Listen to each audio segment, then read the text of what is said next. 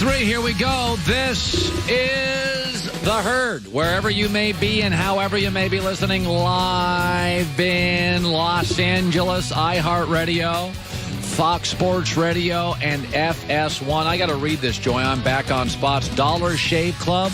The hair, the smell, the shave, the oral kit, dollarshaveclub.com/Colin for a special offer. They have a handsome discount. The more you order, the more you save. So the show is flying by today. We have Alexi Lawless, MLS title game this weekend, and we also have Greg Jennings, former Packers, going to be joining us as well. Great to have you enjoy. We are on a Wednesday. Tomorrow the Titans play, by the way, against the Jags, which looks boring, but I think the Titans are going to now win 3 straight, go 9-6, and face the Colts and Andrew Luck at the end of the year for a playoff spot. So watch the Titans play tomorrow against the boring Jags. Coming up, Greg Jennings, Alexi Lawless. Later in Best for Last, there's something that hasn't happened in the NFL in a decade, but I think that's about to change. But more shakeup within the Packers coaching ranks, so let me get to it. So yesterday I spent a significant amount of time on the show saying the problem with the Packers organization is they have no owner. And because they have no owner, no other team in pro sports has this. They have no owner.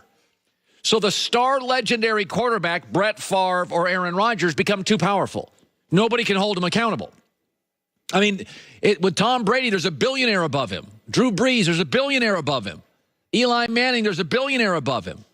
Carson Wentz, there's a billionaire above him.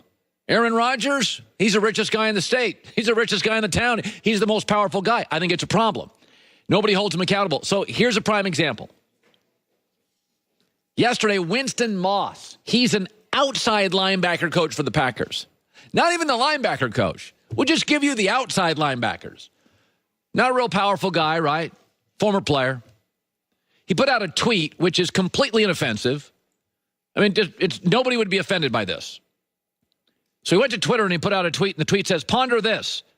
What championship teams have is great leadership, period. It's not the offensive guru trend. It's not the safe trend. Find somebody that's going to hold number 12 and everybody in the building to a Lombardi standard." That's all he said. That's it. And they fired him. 2 hours later, they ran him out of the building. You got to be kidding me. People are walking on eggshells. They did it with Favre. They're doing it with Rodgers. And here's what's amazing. Belichick has never cowered to Tom Brady. Remember a couple years ago, it was Brady's birthday? Somebody asked Belichick about it. And Belichick said, well, yeah, it'll be that guy's birthday tomorrow and that guy's birthday tomorrow. He wouldn't even celebrate Brady's birthday. Belichick never cowers to Brady. Cam Newton's coach called him out a year after the MVP. Remember they said that? He's got to stay in the pocket more. You know, Cam Newton's got to be more accountable. Russell Wilson's coach, Pete Carroll, called him out this year. He's playing too loosey-goosey. His teammates called him out in the ESPN magazine. And John Gruden called out Derek Carr a month after he got the job.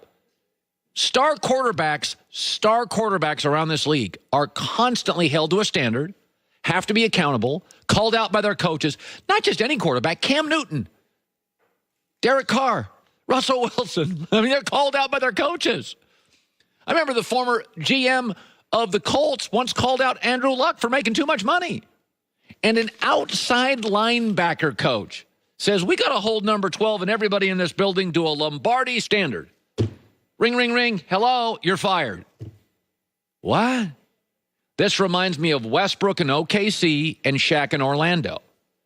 Sometimes you get superstars that are so big in a small town that everybody is walking around on eggshells. They call this relationship addiction, when there's an uneven power balance in a relationship between a man or a woman. And the woman or the man is addicted to the relationship and will do anything to please their partner because the relationship's uneven. She could do way better, he could do way better, whatever. I saw it with Shaq in Orlando. I see it with Westbrook in OKC. And I see it with legendary Green Bay quarterbacks Favre and Aaron Rodgers in Green Bay. You're going to fire an outside linebacker coach after an innocuous tweet saying we should hold number 12 and everybody in this building to a Lombardi standard? That gets you run out? I mean, I got to tell you something. Whoever gets this job, this head coaching job in Green Bay, you better bring in a strong personality like Josh McDaniel. You know, Joe Philbin doesn't have that personality. That's not an even relationship. Philbin's just going to try to make Aaron Rodgers happy. In fact, my opinion yesterday is Joe Philbin's not strong enough for the job. He literally fired that outside linebacker coach because he didn't want to make Aaron mad. That's the problem, not the solution. Somebody needs to make Aaron Rodgers mad. Somebody needs to hold number 12 accountable. Okay, Josh McDaniels screams at Brady. Belichick doesn't cower to him. Teammates and a coach call out Russell Wilson. The coach calls out Derek Carr. I mean, come on now. This is an unhealthy relationship between iconic quarterback and an ownerless organization. And they ran off an outside linebacker coach yesterday because of an innocuous tweet. Should be noted that there is no leading candidate for the job. Chris Carter this morning on First Things First mentioned Jim Harbaugh. Charles Robinson at Yahoo Sports, a very good reporter with excellent sourcing, mentioned that Josh McDaniels is putting a group of guys together who would band together and go anywhere he goes. Joy and I talked about this earlier. There are not a lot of great head coaching jobs in the NFL. Now, they're all very good, but I'm talking the three things that make a job in the NFL great, not just good. Stable ownership, and that eliminates a lot of them. That eliminates like your Colts. Packers don't have an owner. Seattle's owner just passed, so it's a little unstable. You want to have a franchise quarterback with a lot of years left. Okay, a lot of years. You don't want to have Brady, got 2 years left, and then 2 years later you're trying to find somebody that played at West Virginia. And then the third thing is you don't have a total rebuild of a roster, which is Arizona, the Jets, Buffalo, and the Raiders. So to me, there's like 5 really, really, really great jobs in the NFL. I would put Philadelphia. I got Wentz for a while. Good roster, good owner. Rams, Chiefs, Houston Texans, I think. And I think my last one was the Atlanta Falcons. I don't think Green Bay is a great job. I think Aaron Rodgers makes it a very captivating job, but they've got no owner. So there's no buffer between you and Aaron. You can't go to the owner and say, I need you to come down hard. Aaron's making $33 million, so therefore you're not going to have a lot of free agent flexibility, and it's never been a free agent market. Green Bay's a good job. I don't think it's a great job. This weekend, a couple of major things have happened in soccer. And I want to go to Alexi Lawless via the Coward Global Satellite Network. First of all, the USA has named a new head coach. What do you know? We have a coach. You just sat down with him. You talked to him. He's a former player. Tell us about the new United States men's national team coach. All right, so Colin, our long national soccer nightmare is over. After 14 months, the United States Soccer Federation has finally named a head coach. It is Greg Berhalter. To no one's surprise, he's been rumored for a long time. He is not a sexy hire by any means. He is almost the anti-Jurgen Klinsmann in that sense. However, when you sit down with him, I actually played with Greg for years, and then he's gone into very, very good things and had a very good coaching resume.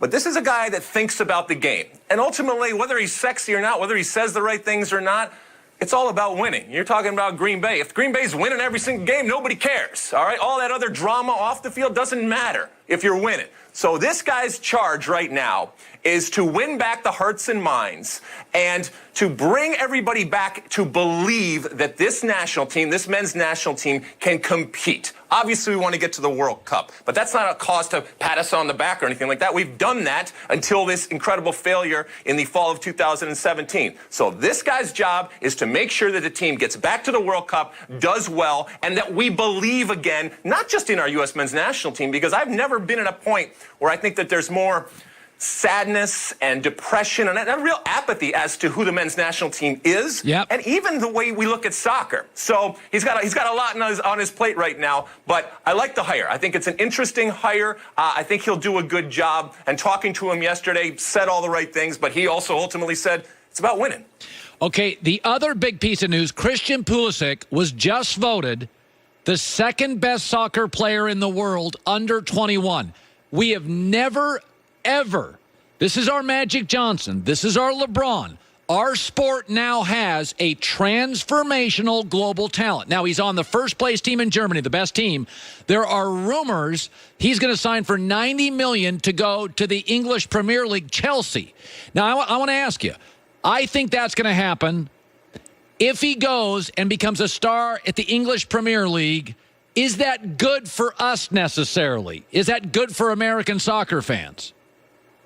Yes. It is good for us to have players playing at some of the best clubs in the world. Rumored, as you said, to possibly be going to Chelsea for a $90 million fee or whatever it ends up being. Regardless, this is one of the phenoms in the world. Yes. He just happens to be American. Lucky us. But there are teams all over the world that would love to have Christian Pulisic right now. I think he's done a great job in going over to Germany. He's done a really good job at Borussia Dortmund. But I think it's time for a change right now for Christian Pulisic and a change to an even higher profile team. And yes, it serves him well individually, but it also serves the national team well. And we were just talking about our collective angst as to what we are and what we aren't. Well, this is a shining star right now, and this is somebody that we can get behind for what he does on the soccer field. And there's going to be pressure, just like anybody else, whether it's Christian Pulisic or whether it's Aaron Rodgers. There's going to be pressure to win and to deliver. He's a lot younger. He's a very young player, so he's still getting better. He's still physically growing. He's growing as a soccer player, and there's going to put a lot of pressure on his shoulder to lead us into the promised land. But you know what?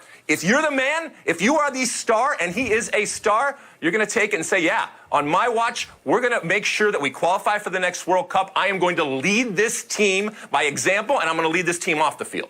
And finally, Saturday night at Fox, 8 o'clock, Portland Timbers and Atlanta United play. Now, this is an interesting matchup because in the history of the MLS, I would make the argument that Atlanta is the most surprising franchise ever. They opened the doors and 50,000 people poured in. I think, in the South, we had no idea. I mean, I'm speaking from the outside. We knew Portland liked soccer. We knew L.A., Miami. We've known New York, Philadelphia. So how did Atlanta just open the doors a couple of years ago? How did they get so good?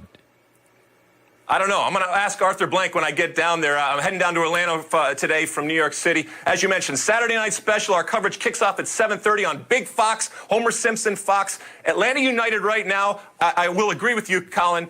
For me, they are the super club in Major League Soccer, the club in which everybody else is compared against, and what they have done on the field to have an incredibly entertaining and dynamic and successful team on the field right out of the back. Keep in mind, this is only their second year. Yeah. And off the field, the relevancy that they have achieved in market and the way that we look at it, there's going to be over 70,000 people in Mercedes-Benz Stadium. That is incredible. Atlanta is a soccer town. Yes. It is a soccer town. They love that. They love that team. The branding of it, the colors of it, it's wonderful. Could I have predicted it? No. Could you have predicted it? No. A lot of people, even in Atlanta, didn't predict it, but there was something simmering that Arthur Blank understood, and he tapped into it. I would suspect when I talk to him, he's still going to say, look, it's beyond our wildest expectations. We didn't think it was going to be this big, and it certainly helps when you have a team that's hosting MLS Cup and has been very, very good for 2 years right out of the chute. Yeah, Mercedes-Benz Stadium, folks, watch this.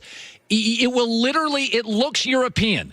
Atlanta will have 70,000 people. I grew up in the Northwest. I've always known Seattle and Portland like soccer, L.A., Miami, New York.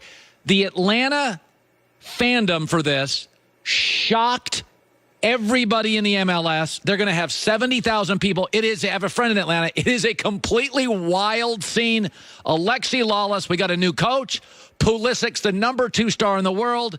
And Atlanta and Portland, 8 p.m. Fox starts at 7:30. Alexi, I love having you on. Thanks, buddy. Thank you, sir. Good times ahead. Good times ahead from a guy that lives right around the corner from me, Alexi Lawless. We sometimes just go out and kick the soccer ball around. All right, we don't do that. Yeah, I would. I wouldn't kick it straight, but I would do that. Yeah, he tells me no. Greg Jennings around the corner as well. When it comes to costly car repairs, all right, what you don't want to get stuck with is the unexpected. All right, it's like stock market. What spooks the stock market is the unexpected.